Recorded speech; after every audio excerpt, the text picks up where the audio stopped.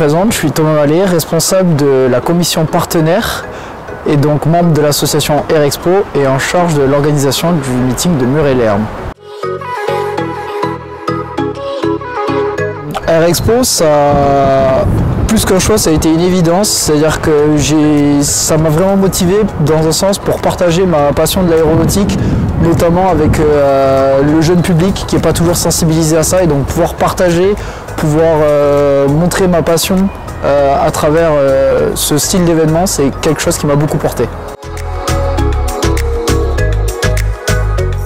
Alors personnellement, ça m'a demandé des gros efforts d'un point de vue de management et de relations client-entreprise. Donc ça, c'est quelque chose qui m'a permis de beaucoup progresser de ce point de vue-là.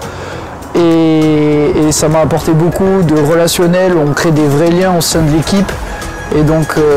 plus qu'une histoire de management, c'est surtout une cohésion, un esprit d'équipe qu'on crée et ça m'a beaucoup apporté de ce point de vue-là. Aujourd'hui, on sait, les budgets deviennent de plus en plus importants, on a besoin de plus en plus de fonds, surtout pour mettre en œuvre ce genre d'événement. Alors c'est un challenge d'une part d'arriver, c'est un peu une bataille contre soi et puis surtout contre la conjoncture parce qu'on est des étudiants, donc du coup on n'a pas forcément les référencements nécessaires du point de vue des entreprises. Donc quand on se présente à une entreprise, la relation est souvent délicate, mais c'est un vrai challenge en soi de montrer qu'on peut faire preuve de professionnalisme pour justement remplir des tâches difficiles comme ça et arriver quand même à faire voler de magnifiques avions le jour J et de remplir ce budget pour l'Expo.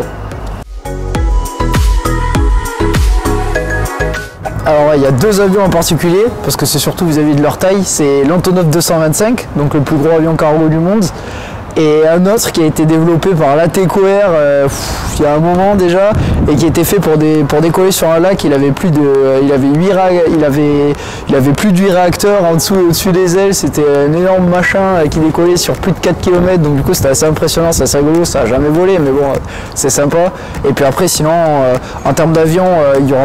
un beau panel d'avions qu'on ne peut pas encore dévoiler qui seront là le jour J sur Air Expo pour vous émerveiller et vous distribuer un magnifique meeting, vous en faites pas.